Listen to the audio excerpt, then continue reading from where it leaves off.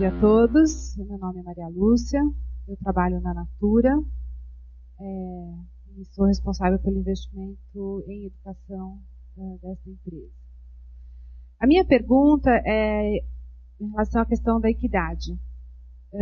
Quando vocês colocam que este tipo de material ele tem um impacto significativo para alunos que já tenham uma certa condição, um certo desempenho, e vocês expressam com clareza a preocupação com a equidade, porque os alunos piores não vão ganhar todo o resultado que esse tipo de material pode empenhar. E a Ilona coloca agora no final a questão dos alunos que estão lá atrás na classe, que também é um ponto de muita atenção. Eu acho que essa questão da equidade a gente tem que olhar com mais cuidado. E a minha pergunta é se vocês fizeram uma análise distinta entre os materiais públicos e os materiais privados em relação à equidade. Porque eu até consigo entender que um material privado, porque tem aquela coisa, se os alunos vão melhor na prova, o cara vai vender mais material, etc. Se a média do município sobe, a média do município pode subir com os alunos ficando lá para trás, a turma do fundão isolada. Mas o sistema público, a ele cabe a responsabilidade de uma oferta de educação de qualidade, de um acesso de educação de qualidade para todos. Acho que talvez fosse importante dar uma olhada nisso, porque os objetivos não necessariamente são os mesmos para os materiais. E se comprovado que o público também deixa para trás as pessoas com menos desempenho, eu acho que vale também a gente avançar na reflexão e o que vai fazer com esses meninos, né? Independente do material. É outro material? Talvez. Não sei. Mas eu acho que eu sou favorável aos materiais estruturados, mas eu acho que essa questão da equidade é muito, muito importante. Então,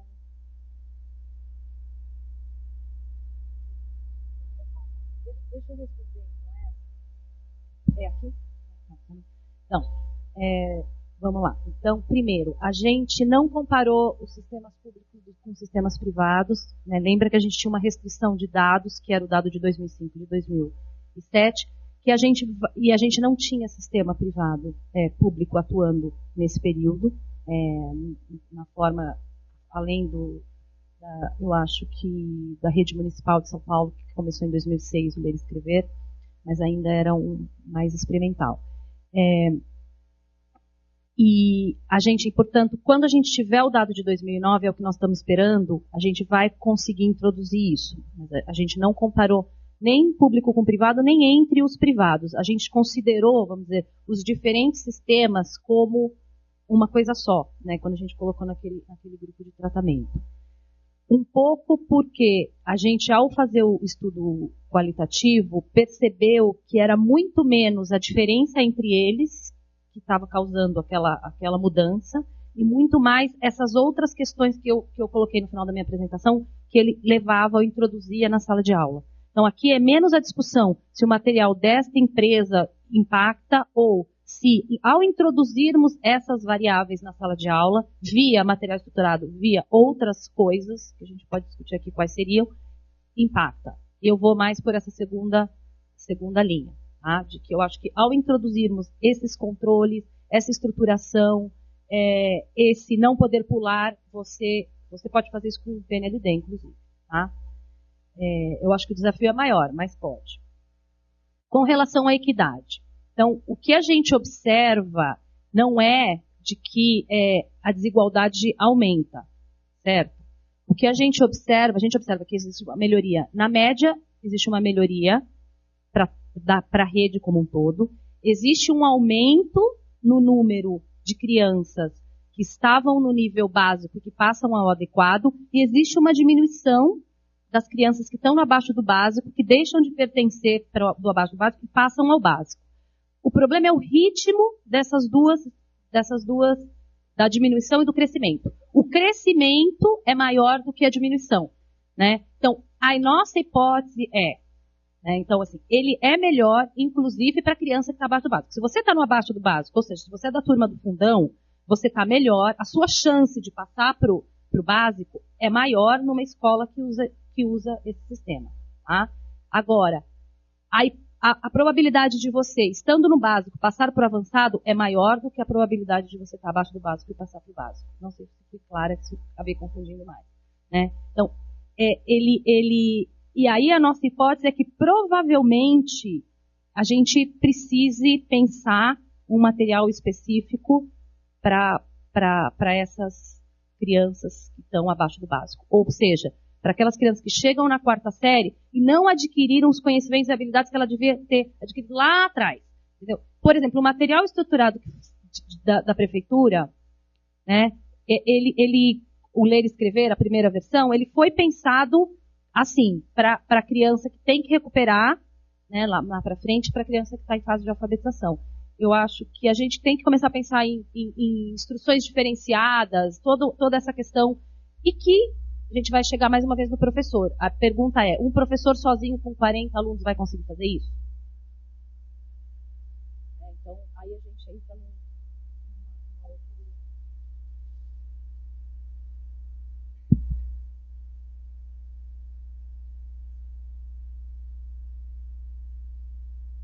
Bom dia, João Roberto, secretário municipal de Jacareí. Em primeiro lugar, cumprimentar a Fundação Lema, a Ilona, você, Paulo, porque esse debate é muito importante para nós gestores.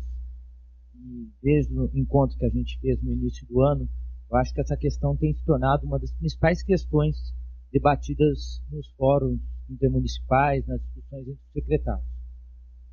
A minha questão vai no sentido de, será que alguns ajustes no PNLD não produziriam uma condição muito próxima à que a gente consegue hoje nos materiais estruturados?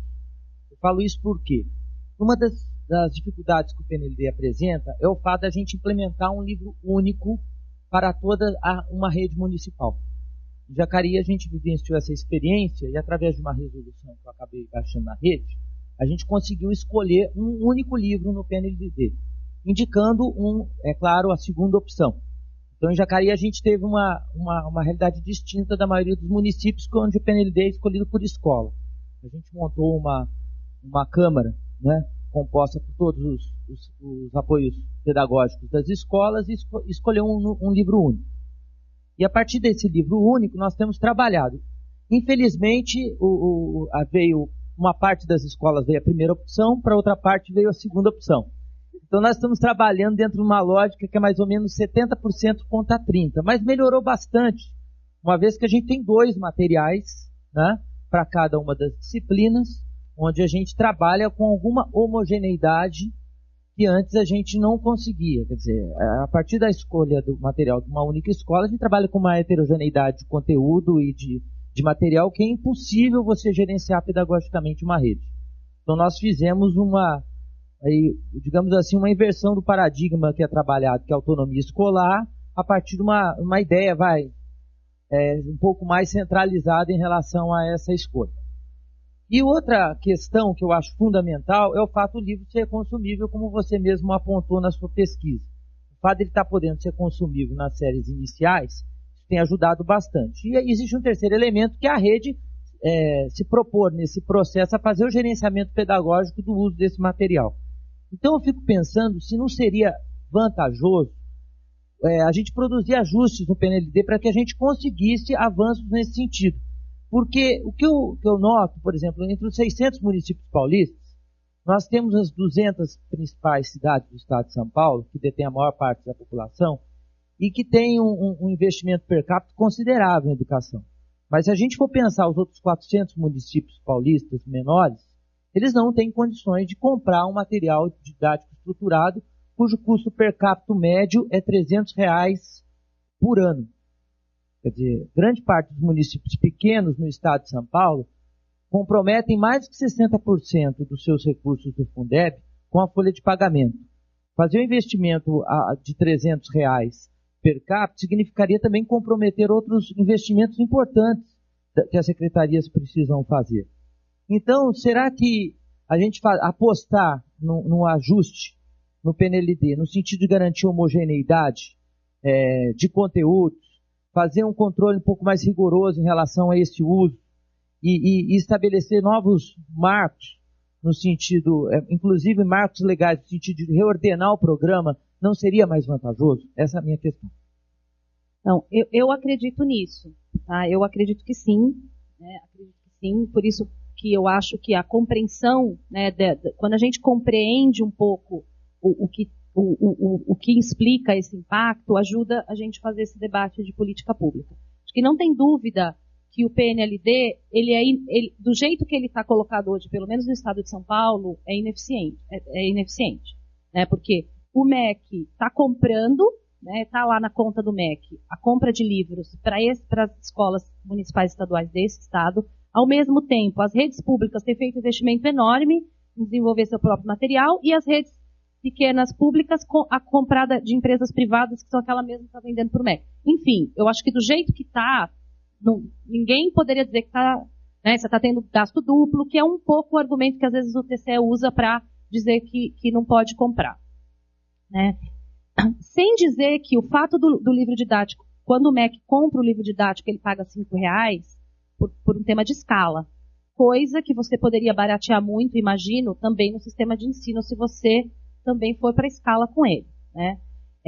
Agora, eu concordo com a Ilona que quando a gente faz a discussão do ponto de vista da autonomia ou da privatização, não ajuda a gente a fazer esse debate. Né? Eu acho que ajuda a gente a fazer esse debate quando a gente olha para esse número e diz, bom, o que a gente pode fazer aqui, que reforma a gente pode fazer. O que você tentou fazer, eu acredito que poderia ter essa melhora. Eu acho que o PNLD avançou, por exemplo, eles começaram, a gente quando apresentou isso no MEC, eu fiz uma apresentação no MEC do estudo qualitativo, e estava a responsável pelo PNLD lá. Então, ela falou assim, olha, para mim está claro que o PNLD precisa de um manual do professor. Tanto que hoje existe já. Né, um manual do professor que tem que acompanhar cada livro, que não é um livro com resposta, é um manual do professor com orientações didáticas de como trabalhar cada aula, etc. Né? Isso eu acho que é uma coisa. Que o PNLD, ao fazer isso, você já está entregando esse material. Agora, tem um problema da estruturação do livro didático que eu não sei se é similar ao sistema de ensino, a gente teria que avaliar. A outra dificuldade é o tema de ser consumível. Né? Então, essa dificuldade que você coloca, que eu acho que da ideia, né, que eu acho que é muito forte no Brasil, que a autonomia é da escola, é aí que vai ter que ser feita a discussão. A autonomia é da escola ou é da rede? Quer dizer, aí é um debate que a gente precisaria fazer. A escola tem autonomia, ela pode dizer que ela não... E no limite do professor, ele pode decidir pular porque ele está vendo a realidade dos seus alunos e tomando aquela decisão informada. Ele tem esse direito, a escola tem o direito de não participar dessa escolha municipal. Esse é outro debate que a gente teria que fazer. E eu sei, além da experiência de Jacareí, que você já tinha contado para a gente, né, da dificuldade que um gestor municipal tem de chegar no MEC e dizer eu gostaria de ter um livro só para o meu município, que tanto você não conseguiu, eu conheço outros casos que também não conseguiu. Teve uma secretária de educação que ela tentou comprar, porque ela falou, bom, o MEC não vai comprar, eu também não vou comprar sistema de ensino, mas eu tenho dinheiro, eu vou comprar um livro para cada aluno, o mesmo. O livro, qual que veio? Da Ática, eu vou lá na Ática e vou comprar um livro para cada aluno. O MEC paga 5, ela pagou 35. Não vendem para ela no mesmo preço. Então, um avanço seria a rede escolher, abrir essa opção da rede escolher. Um segundo avanço é o seguinte, um órgão público vai comprar no preço do MEC. Porque ela teve que pagar o preço de mercado no livro, porque o livro só é feito para o MEC. Só custa 5 para o MEC. Não existe mais o livro, né? Então ela teve que... Então eu acho que a gente sim pode avançar nesse sentido. Eu queria complementar pelo seguinte. O Brasil tem algumas, de vez em quando a gente esbarra em todos os setores, né, da economia, em oportunidades assim que de repente você dá um salto. Olha a sorte que é você ter as mesmas empresas vendendo para o livro didático e vendendo para essa outra solução. Não vai ter guerra. As pessoas não vão precisar se matar. As editoras podem sentar com o PNLD, com o pessoal do MEC, E tem dois aspectos super importantes aqui. Sentar e ver qual é a melhor solução, né? Uma é essa, tornar os livros consumíveis, ou chamar, né? Não deixar só na decisão do MEC, mas chamar um pouco, levar em consideração algumas pequenas diferenças que tem nos dois materiais, e qual é a melhor solução para o Brasil. E uma outra coisa que deriva do estudo que a gente fez, esse estudo com o PREAL, né, saindo da inércia, ponto de interrogação, a gente acha que não está saindo da inércia, né, a educação brasileira. Na parte de financiamento, quando a gente foi ver o gasto do governo federal, o percentual de gasto em educação, e a gente não, como os dados não estavam separados, então é educação e cultura, nos últimos 10 anos do governo federal, é menos de 3% do gasto total público federal. Está cheio de espaço para o MEC ajudar os municípios a vencerem a qualidade da educação. Então, são dois aspectos.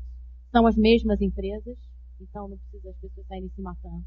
Dá para, né, conversar em conjunto e tem dinheiro para gastar com essa solução. Então, a gente acha que é uma excelente notícia. O problema das crianças que estão no nível mais baixo nas salas, que elas não conseguem crescer, elas têm mais dificuldade, pelo menos no caso do ângulo, nós já detectamos esse problema, percebemos que tem muitas crianças que vêm de famílias ágrafas, não existe um pedaço de papel escrito dentro da casa, essas crianças podem ter mais dificuldade na hora da alfabetização e no letramento matemático também. Então, nós estamos oferecendo às redes municipais materiais auxiliares para que essas crianças, no horário contrário, sem perder o contato com os colegas de classe, continuando na mesma sala, mas no horário contrário, elas possam, com outro professor ou com o melhor professor da escola, serem colocadas em fase, tanto na parte de letramento, de alfabetização, como na parte de aritmética. Isso num prazo curto, não é uma coisa crônica. Em um mês e meio, essa criança ela consegue entrar em fase. E tem dado bons resultados. Inclusive, nós estamos formando professores para formar esses professores que vão auxiliar as crianças. Segunda coisa eu queria dizer, você falou sobre ideologia. Ideologia é uma coisa muito mais poderosa do que a gente possa imaginar. Vocês todos aqui devem se lembrar daquele senador Nelson Carneiro, do Rio de Janeiro, que ficou 30 anos se elegendo, sempre porque ele defendia a lei do divórcio, né? E havia uma oposição terrível por parte de setores da sociedade, especialmente da igreja, contra, que diziam que isso ia ser a destruição da família e parar. O fato é que no final acabaram aprovando a lei do divórcio, o nosso senador perdeu a bandeira dele de se reeleger, e não aconteceu nada demais na sociedade, continuamos com os mesmos problemas, as mesmas qualidades, mas você vê que uma ideologia, uma bandeira totalmente anacrônica podia causar de perturbação na sociedade. O caso da posição que você falou, ideológica, que existe contra sistemas, eu vou te contar o que aconteceu há 2 anos atrás. Eu, representando o ângulo, foi o pessoal do Objetivo, do COC, do Pitágoras, da UNO, da Santiliana e do Positivo. Nós viajamos há 2 anos atrás para Brasília, pedimos uma audiência com o ministro da Educação e fomos lá para oferecer, pedir o seguinte para o ministro: olha, nós queremos que, da mesma forma que o MEC avalia os livros didáticos, avalie também os sistemas. Só isso. Avalie os sistemas. Não queremos que vocês avaliem a metodologia, queremos que avaliem o conteúdo. Já faz 2 anos. Deixamos nosso cartão, nosso endereço, nosso telefone. Ninguém foi contatado nesses 2 anos. É uma visão ideológica, visivelmente ideológica. Você falou que, surpreendentemente, os sistemas de ensino que são feitos por entidades não ONGs, né, não governos, sem fins lucrativos, surpreendentemente são mais bem aceitos. Você vai ver que esses materiais, normalmente, eles são escritos por gente da academia. E esse pessoal, então, não critica o seu próprio material. Mas eles criticam o material dos sistemas porque eles não escrevem para os sistemas.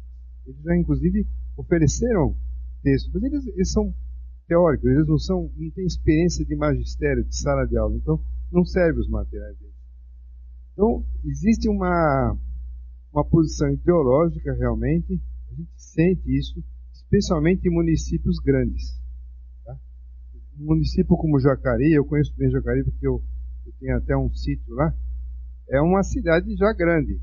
Você vai em cidades maiores, você vai primeiro conversar com o sindicato, você não vai falar com o secretário de educação. A primeira pessoa que você tem que passar é com o sindicato. Então, a força da corporação é muito mais forte. Já numa cidade pequena, isso não acontece. Inclusive, cidades pequenas são as que preferem sistemas, e não custa tanto quanto você está falando. É bem menos. Se você for pensar em custo global, custo agregado do material do sistema de ensino, ele é igual ao material do PNLD. O PNLD, por outro lado, ele traz disfunções que o material de sistema de ensino não traz. Como é o caso assim, que você chegar na sala de aula, você encontra todos os livros encostados num canto que não estão sendo utilizados. Alunos que não aprendem a escrever, e quanto custa isso aí? Isso custa muito mais caro do que R$200 por ano. Então, esse raciocínio tem que ser levado mais acima, né? É só isso. Obrigado.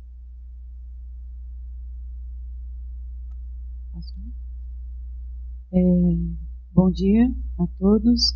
Meu nome é Maria Regina, sou da Prefeitura de Santo André. E primeiro eu gostaria de agradecer a parceria, já que a Fundação tem conosco, o concurso dos nossos líderes, né? São 40 líderes que vão receber agora o curso de pós-graduação. E eu queria dividir com vocês um pouquinho uma experiência que a professora Cleide Bauá e de Boquicho está fazendo lá, que parece ser uma coisa bastante interessante e vem de encontro a tudo que está sendo falado aqui. A professora estabeleceu um convênio com a Fundação Santo André e colocou todos os nossos técnicos, né, em contato, em reuniões permanentes, estudos do PSN, e nós estamos montando material estruturado, mas o que a gente acha bastante interessante é que esse material vai ser construído junto com o professor. Nós ampliamos a jornada de 4 para 5 horas e com isso a jornada também do RPS, 3 horas semanais. A Fundação está colocando monitores em cada escola nesse RPS e nós abrimos um portal. E através do EAD, nós vamos fazer, eles estão entregando um boneco de um material. Esse material nós vamos ter de português, história, matemática, geografia. A história, a gente quer falar muito da história da cidade também, né?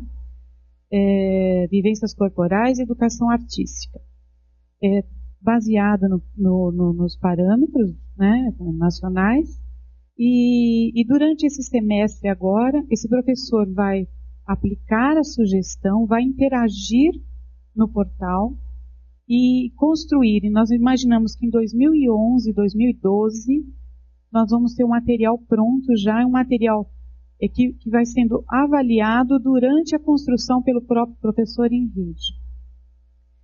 Gostaríamos até de contar com a participação e o apoio de vocês nessa construção desse material e convidá-los para conhecer a nossa experiência de perto.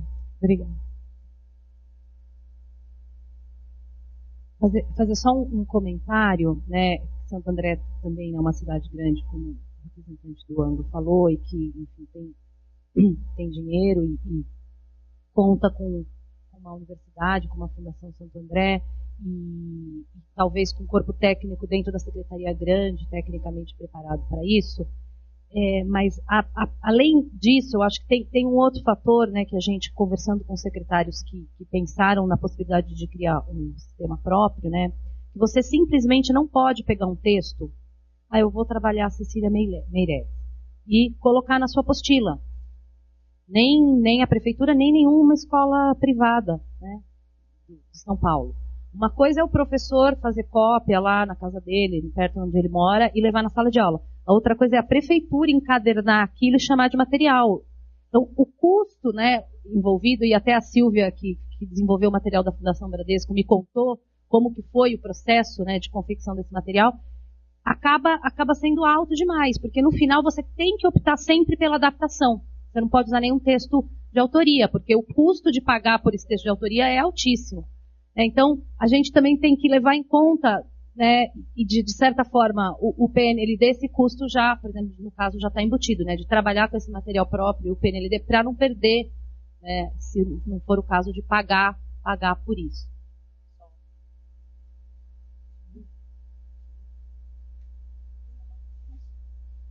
Eu? Bom dia, eu sou o Guilmar Melo. Eu queria dar uma contribuição para o debate e discutir também isso com a própria Paula. Eu não acredito que... Eu acho que a gente teria que mexer no PNLD. Mas a mim não parece, como colocou o secretário de São José dos Campos, de Jacareí, perdão, que é um pequeno ajuste. Que nós temos que considerar a origem, quer dizer, como é que foi a história dessa questão, porque na história estão alguns dos entraves que nos dificultam essa negociação com o MEC. Antes de começar, eu gostaria de dizer que o MEC tem um sistema. Então, o fato de ser um sistema não é isso que é uma blasfêmia. O MEC chama Escola Ativa. Ele foi adaptado do Escola Nueva da Colômbia, ele sequer foi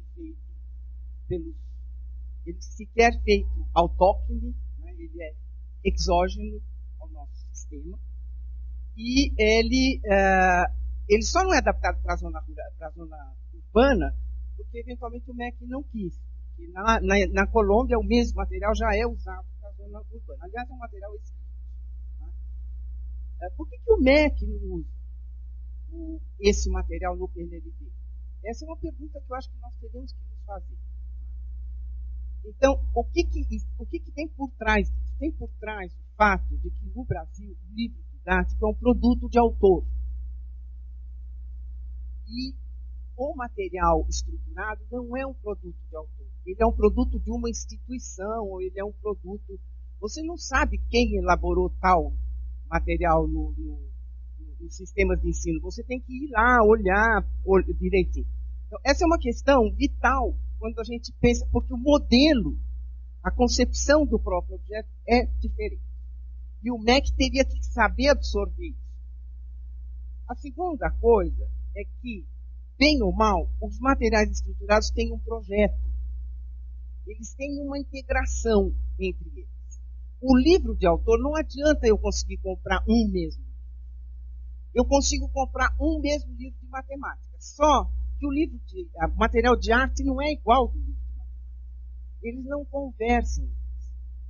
E essa questão, a primeira aula que eu tive com a dona Amélia Americano do livro de Castro, em 1962, quando eu entrei no primeiro ano de pedagogia, que era o concurso de didática, que ela dizia, o currículo tem que ser avaliado em duas dimensões.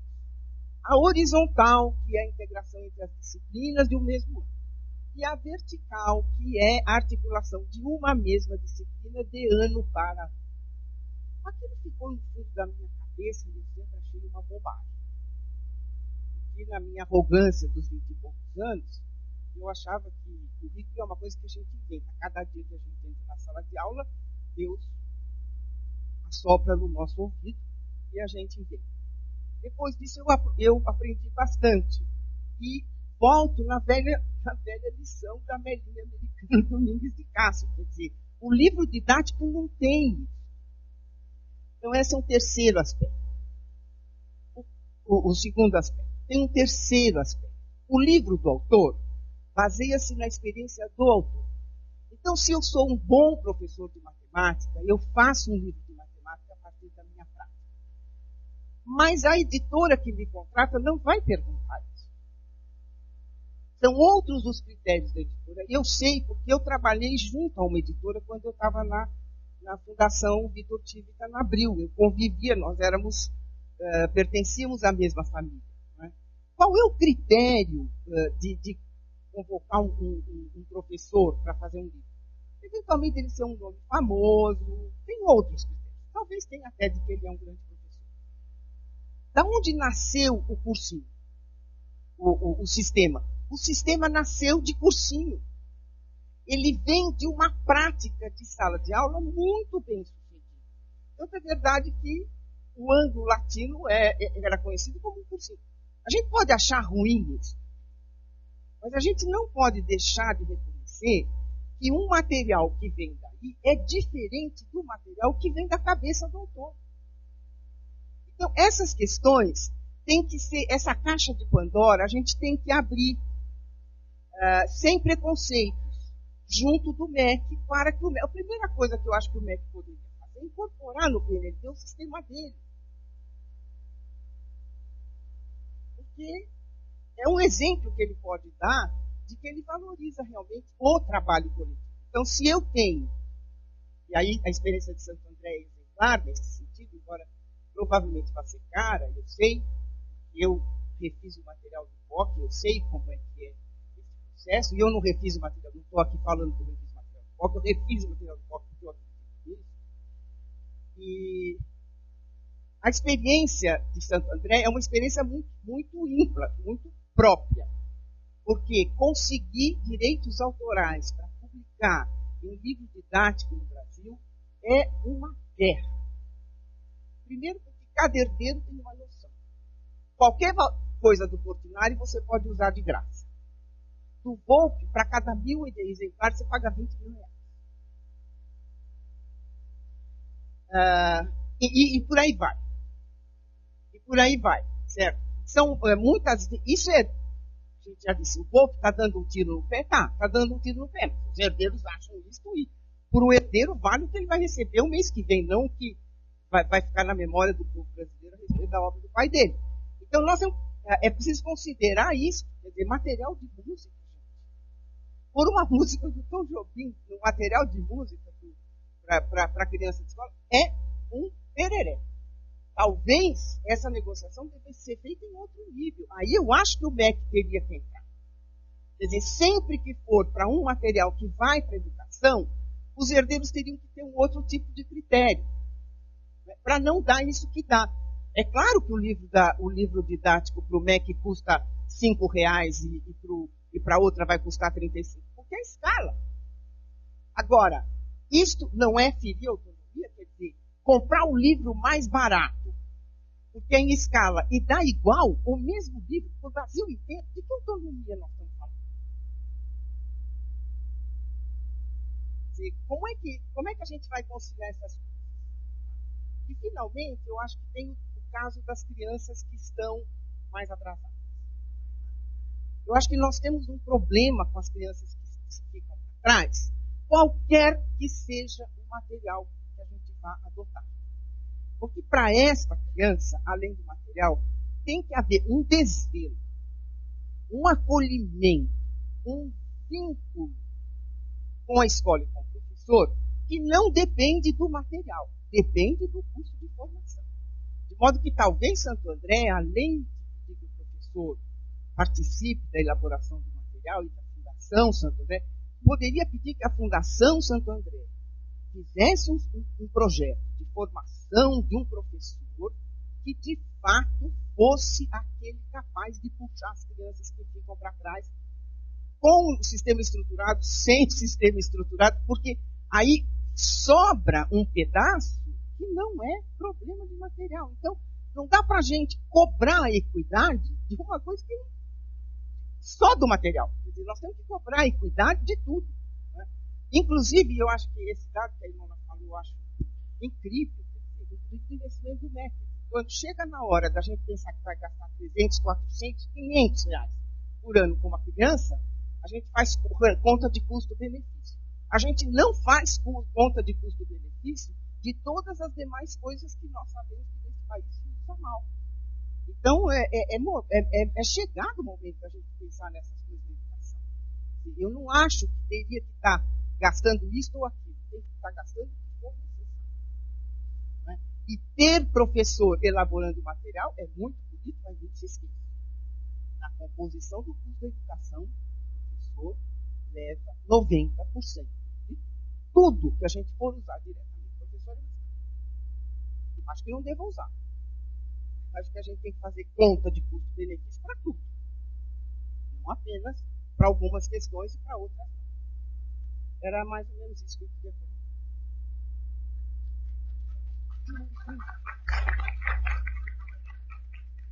Oi, eu sou Silvia, da Fundação Bradesco. Eu queria contar um pouco da nossa experiência e trazer uma questão para o debate, né? Então, como a Paula colocou, na verdade, eu apenas coordenei um trabalho que é um trabalho parecido com o que Santo André está fazendo. Então, a Fundação tem mais de 50 anos, tem escolas no Brasil todo, e os professores construíram material ao longo dos anos. Ele inicialmente era uma apostila que a gente xerocava para todo mundo. Tinha aquilo que você falou, os materiais eram um pouco mais simples, enquanto era produção caseira, a gente podia usar todo e qualquer autor. Encontramos essa questão assim, o material que a gente tem hoje é fruto do trabalho do professor mais assessoria, porque como diz a professora Guilmar, realmente a gente precisa da consultoria, mas isso a gente conquista. Agora, a importância que eu quero trazer agora e que eu queria trazer ao debate é que a gente está centrando muito a conversa aqui no material em si. E eu penso que é um conjunto de questões que elevam o nível e que fazem com que as crianças aprendam mais. É um material, sim. Eu penso que sim, na experiência que a Fundação tem tido desde 2006, 2007, quando a gente começou a trabalhar com as escolas públicas e de certa forma, compartilhar a nossa experiência com alguns municípios, a gente tem visto que o material utilizado tem feito diferença, mas não é só o material. Eu penso que se você não compor o material, mas a formação do professor para o uso daquele material e para a construção do seu próprio material, instrumentos de acompanhamento e gestão. Então, para a alfabetização, a gente acompanha bimestralmente a aquisição dos professores, das crianças, publica os resultados e diz, olha, sua sala em relação à média do município está assim ou está assado e você precisa ver de que forma. A gente visita salas de aula em alguns momentos. Na verdade, o trabalho todo tem sido de formar o coordenador pedagógico, porque a gente não tem braço para estar em todas as escolas. Hoje a gente atende uma série de escolas, mas a ideia é sempre formar um multiplicador no município que possa, a partir do compartilhamento de experiências, poder assumir a gestão do seu próprio município. Quer dizer, a questão do sistema ele é interessante, desde que o sistema, na nossa concepção, favoreça que o município desenvolva ferramentas para que ele possa subsistir ou continuar existindo sem o apoio do material, porque o material é importante, eu penso que ele é um diferencial, mas ele é um dos. Eu penso que a gente precisa construir práticas de gestão, como vocês têm feito muito bem, conversando com os secretários, mas do ponto de vista do coordenador pedagógico, que é aquele que está próximo do professor, ele tem se revelado para a gente um dos sujeitos mais importantes na escola. A gente precisa trabalhar com eles para que eles possam compreender como compartilhar com o professor, como acompanhar esse professor, porque sozinho, mesmo com o material didático, se não tiver quem olhe o planejamento dele, quem viste esse planejamento, quem veja a qualidade das lições de casa que ele está oferecendo e quem acompanha os resultados que o aluno está, eu penso que o material didático contribui, mas vai ser muito pouco. Então, é um conjunto de aspectos que precisa ser levado em conta, para que senão a gente fica só com o olho no material didático e aí fica muito perigo. Por isso assim, que a gente assim, tem gente que perguntar, mas por que vocês não doam material didático sem esse acompanhamento? Né? Assim, a gente doa, não tem problema, né? Mas não porque como um brinde assim, não vai contribuir em absolutamente nada. Isso não tem problema de doar. Só que só material não vai resolver nada. A gente vai estar iludindo as outras pessoas e vai estar enganando a nós mesmos quando pensamos que estamos contribuindo e não estamos. Né? Então, só material, acho que essa fase todo mundo já passou, né? Pode adotar o que quiser, não resolve. Silvia e Cristina, eu queria obrigada pelo comentário, né? Porque a gente está apresentando aqui uma etapa, né, da nossa busca pelo entendimento das soluções que podem ajudar mais os alunos a evoluírem.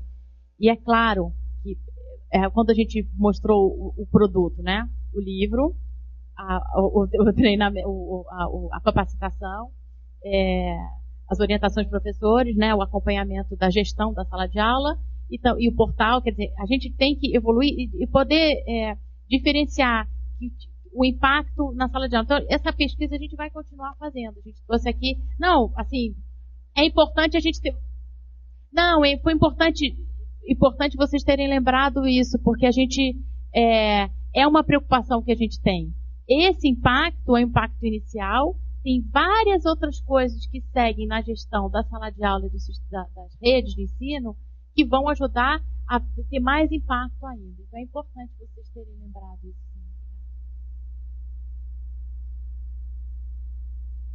Bem, meu nome é Fátima, sou professora do Departamento de Educação da PUC do Rio. Primeiro eu queria agradecer assim, o convite, né, e foi muito bom ter ouvido vocês por duas questões. Né? Eu acho que a pesquisa mostra alguns pontos que são bastante complicados para os professores. Né? Primeiro, ter dados de pesquisa que mostram que, dependendo de uma política pública, ela não necessariamente anda no mesmo caminho. Né? A questão da equidade e a questão da eficácia. Né? Uma política pública pode levar, sim, né, os dados para melhores desempenhos, mas não necessariamente faz com que todos os alunos aprendam de forma igual, né? Ou que traga os alunos de menor desempenho para cima. Eu acho que isso, quanto mais a gente falar sobre isso, quanto mais pesquisas mostrarem que equidade e eficácia não necessariamente andam juntos, né? Acho que é importante porque quando a gente fala muito sobre eficácia, automaticamente a equidade vem como um brinde, né? A ideia de que aumentou, então todos aprenderam da mesma forma. Acho que a gente tem que reforçar isso. Num país tão desigual, a gente também não pode ter políticas que só aumentem o desempenho e aumentem cada vez mais a desigualdade. Né?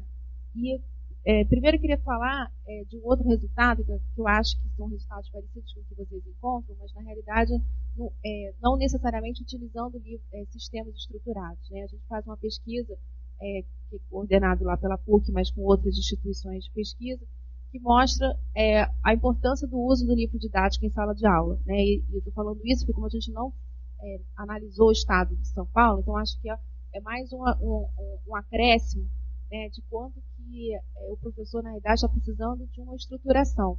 Né? Seja ele por um sistema estruturado, e aí eu acho que tem todos os benefícios a mais do sistema estruturado, né? Seja ele de formação, seja ele por várias questões que vocês já colocaram muito bem, mas eu acho o quanto que a necessidade que o professor tem de ter um guia. Né? E o livro didático, em muitos lugares, é o único material que o professor tem também para se estruturar. Mas não é só a questão de usar ou não o livro didático, mas eu acho que a experiência que o professor tem com o livro didático, né? O quanto tempo o professor utiliza aquele livro didático. Então, acho que vai mais ainda a questão de uma certa formação e serviço, né, entre aspas. Né? O próprio professor utilizando aquele livro didático várias vezes e por muito tempo, ele consegue não apenas usufruir o que ele tem de melhor, né, ou ir além daquele livro didático. Então, acho que são dois pontos que eu acho que são importantes para a gente discutir. Primeiro, que a gente tem que olhar agora para uma questão que até então era uma coisa muito mal vista na formação dos professores, né, numa discussão geral da educação, que é olhar, tá bom, qual material que a gente vai usar, né? Acho que a gente teve um grande período de formação de professores, onde o material era o bom professor é aquele professor que faz o seu material didático, né, que inventa, que tem criatividade, que usa a criatividade para fazer a formação. Eu falo isso vindo de um instituto que forma seus professores. Eu vejo o quanto que isso, na formação de professores, na PUC, estou dando um exemplo, mas ela é só um exemplo, né, não é colocado. Né, a questão do método, como é que você ensina uma criança, né, de primeira a quarta série, praticamente não se fala sobre isso, né, no curso de formação. Então, me preocupa, assim, como, primeiro, pesquisadora que compartilha de muitas coisas que vocês falaram, né? Mas principalmente como professora que forma professores, né? O quanto que isso está ausente dos cursos de formação de professores. E se a gente for olhar aqui, eu acho que poucos aqui também são formadores de professores, né? Eles são gestores, muito mais, né? Ou pessoas que estão vivendo no sistema escolar, mas não necessariamente formando seus professores. Então, assim, me preocupa duas questões que eu acho que a gente tem que pensar em termos de políticas públicas. O quanto o nosso professor é mal formado, e aí o dado que a Ilona apresentou, né,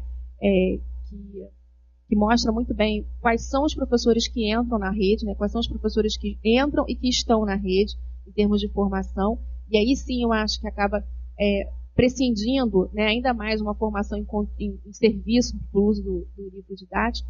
Mas o que me preocupa é que se a gente não olhar né? Não apenas os professores que estão já em serviço, mas se a gente não olhar aqueles que estão sendo formados para virem ser a nova geração de professores, esse ato que existe, né, entre essa discussão e a formação de professores, eu acho que isso é um tiro na água, né? Eu acho que a gente vai acabar tendo que sempre falar sobre os péssimos professores que entram na carreira, porque afinal de contas a gente também faz um mau serviço na formação de professores, né?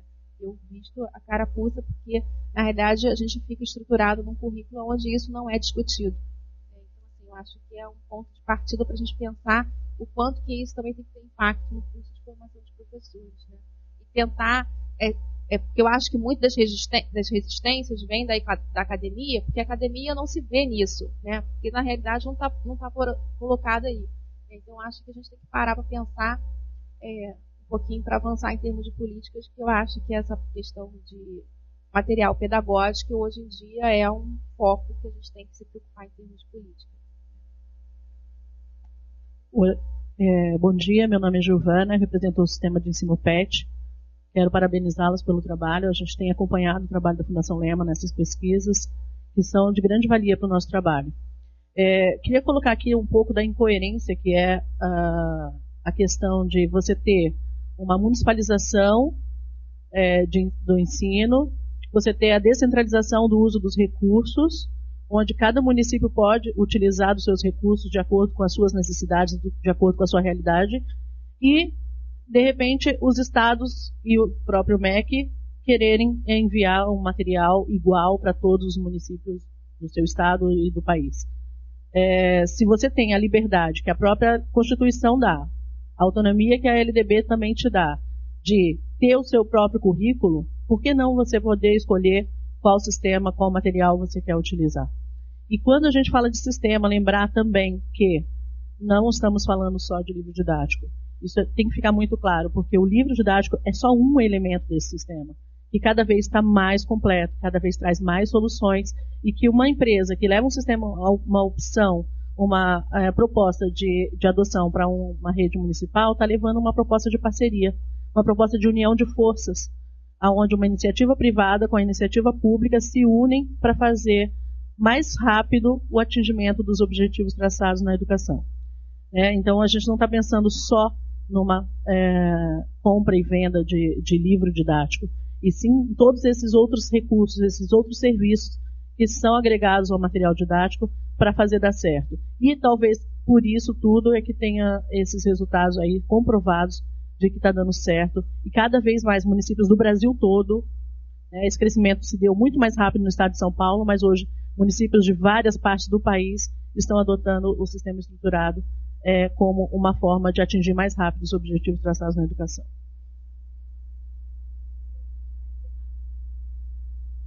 Bom dia. Aqui, ó. Meu nome é Márcia, eu atuo há 20 anos na área de educação, atuei em rede particular, rede pública.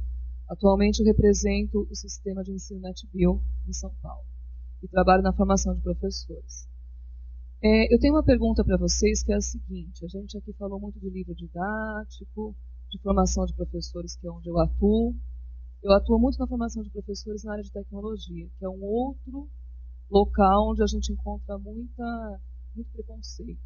Então, assim, eu ofereço uma lousa digital, eu ofereço vários recursos dentro do computador, da internet, e eles têm muita resistência a isso.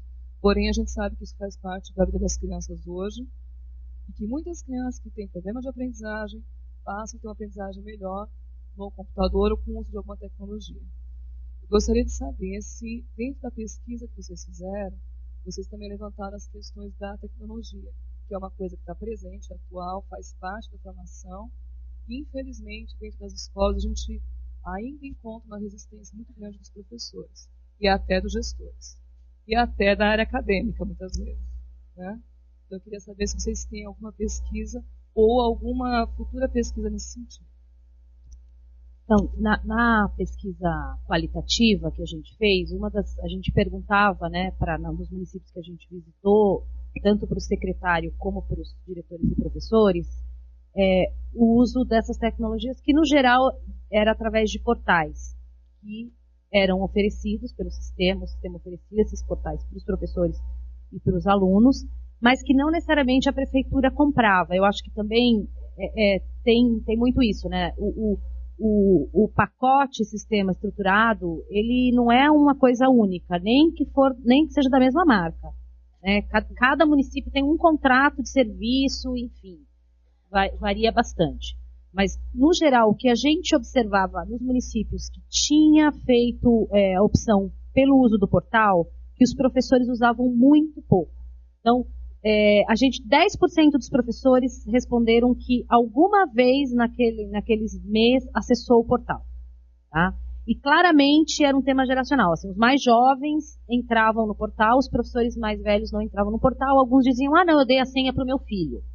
Então, assim, o uso desse recurso, eu acho que parte dele é dificultado por um tema de uma geração mais velha tem mais dificuldade de uso da tecnologia do que uma geração mais nova.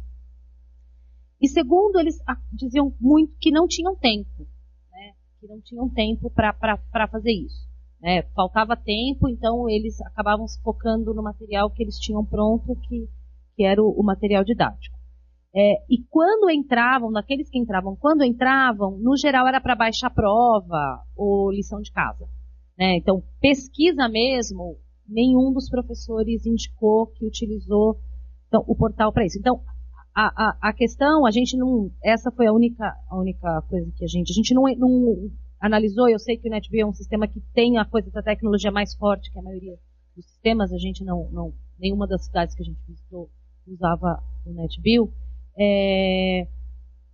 Eu acho que a oferta não necessariamente o fato de existir a oferta na cidade não necessariamente significa que os professores vão estar utilizando isso, seja porque eles têm dificuldade com aquilo, porque eles não têm tempo, enfim, porque não estão acostumados a fazer isso, né?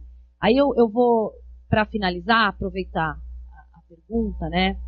Que eu acho que o que falta ainda, né, na nossa pesquisa, é um pouco que a gente quer continuar investigando a respeito disso, de fato poder observar essas mudanças de prática dos professores através de observação de sala de aula. Né? Então, o próximo passo, né, da nossa pesquisa é a gente poder, de fato, entrar na sala de aula. Porque tudo aquilo que eu reportei para vocês do estudo qualitativo foram que os professores responderam que fazem, enfim, das mudanças que eles sentiram que ocorreu na sala de aula deles. Mas, de fato, a gente não observou. Então, o que a gente quer, né, a segunda etapa é a gente partir para uma observação dessa sala de aula e começar a estudar realmente prática pedagógica. Né? Eu acho que, como disse a Fátima, as faculdades de educação fazem muito pouco isso, né? Eu acho, de estudo da tecnologia de ensino. Enfim, não sei se esse nome é o nome correto, mas a Ilona finalizou o slide dizendo, né, da importância da sala de aula. Eu estou muito convencida disso também, né, de que a mudança só vai acontecer quando ela chegar na menor unidade, né, de análise, que não é nem a escola, que é a sala de aula. Né, a escola também, obviamente, mas a gente precisa compreender mais o que acontece para poder apoiar os professores. Né. Eu acho que propostas, vamos demitir todos os professores, contratar outros, vamos... Primeiro, eu gostaria de saber onde vão achar essas pessoas, né? Essas propostas mirabolantes, eu não acredito nelas, né? Eu de fato acredito que a gente, tirando os 20% piores que a gente tem, a gente provavelmente vai trazer 20% muito parecido de volta. Né? Então, eu acho que falta apoio e eu acredito que os professores querem fazer melhor. Essa é a minha constatação de quem vai para o campo, né? E também de quem tem muito contato com os secretários municipais de educação, né, através do trabalho que a gente faz na Lehman, e eu acho que eu aprendo muito, né, com eles também. Né, então, também queria agradecer a presença de vocês, fiéis aqui no nosso evento. Tem mais uma pergunta, depois eu passo para a Ilona para... Suzete, da Rede Municipal de São Paulo. Primeiro, queria agradecer imensamente estar participando desse seminário, né? E segundo, queria compartilhar um pouco da fala da Silvia, né? Quando ela diz que os materiais, na verdade, eles podem realmente ser um grande apoio do professor, mas que a gente também precisa pensar nas outras estruturas que acompanham o material, né? A questão da formação é imprescindível para que isso possa acontecer. A questão também do acompanhamento de como é utilizado e qual é o impacto disso dentro da sala de aula e também no resultado da aprendizagem dos alunos. E também, acho que de alguma forma isso trazer um retorno para o próprio sistema poder se realimentar em função daquilo que está sendo observado. Eu diria que em relação à nossa própria história, né, assim, dos últimos anos na rede municipal, no início com a implantação do próprio programa Ler e Escrever, que ele teve o seu desdobramento no Estado, hoje, né, depois com a implantação das orientações curriculares, que alguns foram consensos estabelecidos com a rede para ver o que é que eu vou ensinar em cada ano e em cada série, o que é que se espera que os alunos aprendam. E, por último, agora, esses materiais que, na verdade, conversam com as próprias orientações curriculares que foram estabelecidas para os 9 anos do ensino fundamental, mas que também conversa com as dificuldades e aprendizagens apontadas pelas próprias avaliações institucionais, seja a prova Brasil, seja a prova São Paulo, que é feita pelo próprio município. Então, acho que, na verdade, quando a gente pensa no material, ele precisa conversar com todos esses elementos que fazem parte da política de gestão do próprio município. Porque, senão, ele isoladamente também não vai surtir o efeito que a gente está esperando. E nem tampouco, nem no aprendizado do professor, que essa é uma questão também que a gente, na formação, tem feito esse acompanhamento, o quanto que o professor muitas vezes desconhece do próprio conteúdo que ele vai ensinar, da didática que ele vai utilizar e do próprio conhecimento, né, das relações que se envolvem nesse trabalho de sala de aula para que as crianças aprendam. Então, eu, na verdade, queria compartilhar um pouco com a Silvia exatamente isso, quer dizer, são muitas ações que vai ajudar, na verdade, as crianças a aprenderem em um menor espaço de tempo para que a gente alcance as metas desejadas, né? Então, eu acho que é um pouco desse esforço que a gente tem tentado empreender na Secretaria Municipal e que a gente agora espera, nessa parceria com vocês, consiga captar qual é o impacto disso efetivo na sala de aula. Tá. Bem, a gente está no horário para encerrar. Eu queria mais uma vez, então, encerrar. Mais uma vez agradecer a vocês pela presença, né, pelo interesse. Agradecer ao INSPER por trabalhar com a gente aqui, ajudar a gente a divulgar os nossos achados e encerrar contando, assim, uma coisa aqui do nosso trabalho. Eu e a Paula, a gente às vezes passa muita raiva, né, quando a gente se dá conta de algumas coisas e às vezes a gente se diverte bastante. Então, e a gente trabalha muito o exercício dos conceitos que a gente vai pôr usando as nossas metáforas, né. Então a gente estava assim, bom, eu moro em Palmas, eu tenho uma tia que mora em Limeira, né. Então, eu quero visitar a minha tia. Eu posso pegar algum tipo de transporte, chegar em Limeira e perguntar onde mora minha tia, ou eu posso, antes de escolher o transporte, né, então, que era a nossa metáfora, saber o endereço, né. Então, se eu sei o endereço, depois eu posso escolher se eu vou a pé, bicicleta, ônibus, etc e tal, mas uma boa prática, sem dúvida nenhuma, é saber o endereço da minha tia antes de sair da minha cidade. Então, a gente acha que o material na sala de aula é o endereço da tia, né. O computador é super importante, senão eu não chego na casa da minha tia, né? Todas as outras coisas. Mas ela vem depois, quer dizer, saber exatamente, eu hoje vou ensinar a fração. E quais são os elementos que eu vou utilizar para ensinar a fração. E depois vem as outras coisas também. Então a gente queria que todo mundo saísse pelo menos de casa com o endereço da tia, né? Senão fica muito difícil. Obrigada, gente. Bom dia para vocês.